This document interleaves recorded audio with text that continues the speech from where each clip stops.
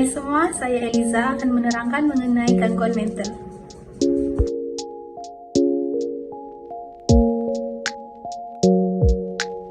Gangguan mental adalah satu keadaan kesihatan yang mempengaruhi dan boleh menyebabkan perubahan kepada keupayaan seseorang untuk berfikir, rasa, dan bertindak. Penderita gangguan mental ini menghadapi kesukaran untuk melakukan rutin harian dan bersosial kerana mood dan kelakuan mereka yang sentiasa berubah. Gangguan mental ini juga bertentangan dengan apa yang diklasifikasikan dengan kesihatan mental, di mana menurut definisi dari Menninga, kesihatan mental ini merujuk kepada keupayaan seseorang untuk menyesuaikan diri dengan kehidupannya dengan keberkesanan dan kesejahteraan yang maksimum.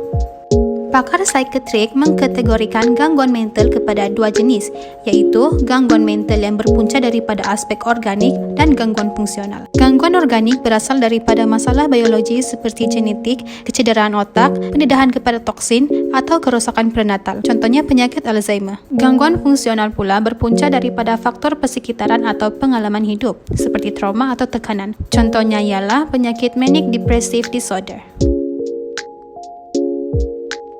Stigma terhadap mereka yang mempunyai gangguan mental ini tidak pernah terhenti sejak dulu lagi. Mereka bukan sahaja perlu berusaha mengawal dirinya daripada gangguan mental, tetapi juga perlu menelan reaksi negatif daripada masyarakat di sekeliling mereka.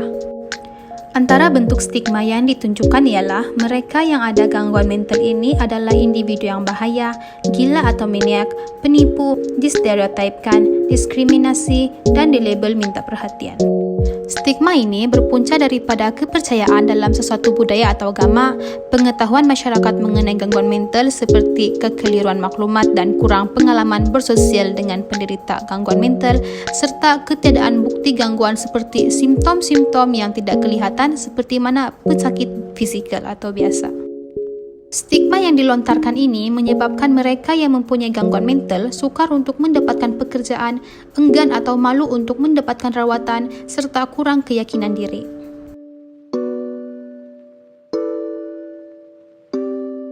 Masyarakat menganggap bahawa gangguan mental satu bentuk devian kerana ianya bercanggah dengan norma-norma budaya atau masyarakat. Apa yang dimaksudkan dengan norma ini? Redlich pada tahun 1957 dalam bukunya The Theory and Practice of Psychiatry menyatakan satu kaedah untuk mengkategorikan kelakuan normal dan abnormal secara klinikal berdasarkan 3 kriteria sosiologikal. Yang pertama, motivasi atau tujuan tingkah laku itu dilakukan. Contohnya, mencuci tangan sebelum memasak dengan mencuci tangan secara kompulsif kerana keresahan. Yang kedua, situasi atau keadaan di mana tingkah laku itu dilakukan.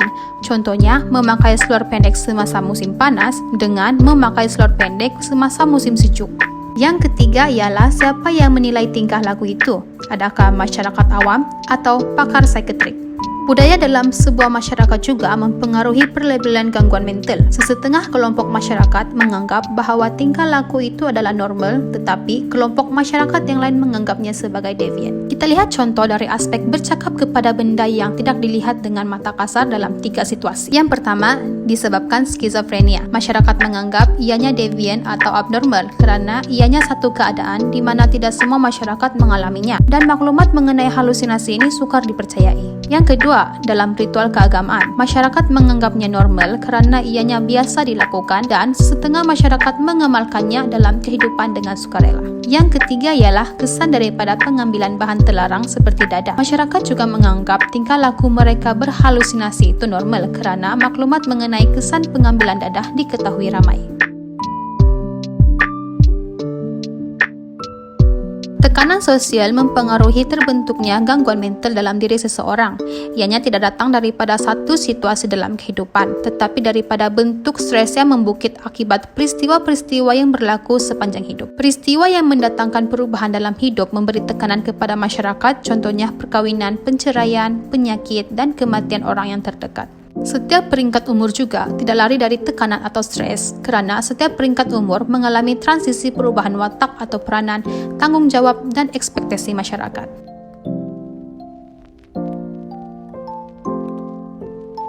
Setiap tahun, kita dapat lihat usaha masyarakat dalam membantu mereka yang mengalami gangguan mental ini melalui kawalan sosial. Kawalan sosial yang pertama adalah secara institusional, iaitu membangunkan hospital mental.